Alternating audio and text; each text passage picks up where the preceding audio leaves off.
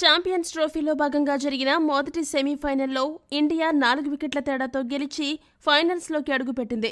Australia series నుండి నిష్క్రమించింది. Team India విజయంలో బౌలర్లతో పాటు కోహ్లీ, అయ్యర్, కేఎల్ రాహుల్ కీలక పాత్ర పోషించారు. ఆస్ట్రేలియా జట్టులో కీలకమైన బౌలర్లు లేకపోయినా ఆ జట్టు ఆటగాళ్లు మంచి పోటీ ఇచ్చారని చెప్పాలి. ముఖ్యంగా మధ్య ఓవర్లలో టీమిండియాపై ఒత్తిడి పెంచడంలో ఆస్ట్రేలియా సక్సెస్ అయింది. కానీ చివరికి ఇండియానే గెలిచి ఫైనల్స్కు దూసుకెళ్లింది. ఇక ఈ మ్యాచ్ అనంతరం ఇండియా కెప్టెన్ రోహిత్ శర్మ తన మ్యాచ్ను తనదైన శైలిలో విశ్లేషించాడు.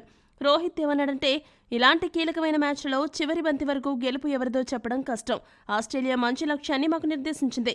ఈ పిచ్పై ఆ స్కోర్ని ఛేదించడం అంత సులభం కాదు. ఈ పిచ్ స్వభావం వల్ల షాట్లు ఆడలేము. ఒకవేళ ఆడాలన్నా కష్టంగా ఉంటుంది. అయినా కూడా మా బ్యాటర్లు మంచి ప్రదర్శన చేశారు. చేజింగ్ చేసేటప్పుడు ప్రశాంతత, నిగ్రహం చాలా అవసరం. ఆ విషయంలో మా బ్యాటర్లు ఎంతో ముందున్నారు.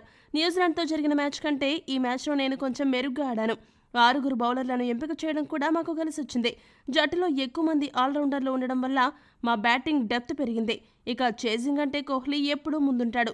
అతను చాలా సంవత్సరాలుగా ఇండియాను గెలిపిస్తూనే ఉన్నాడు. ఒత్తిడిని అధిగమించి ఎలా ఆడాలో కోహ్లీని చూసి ఎవరైనా నేర్చుకోవచ్చు.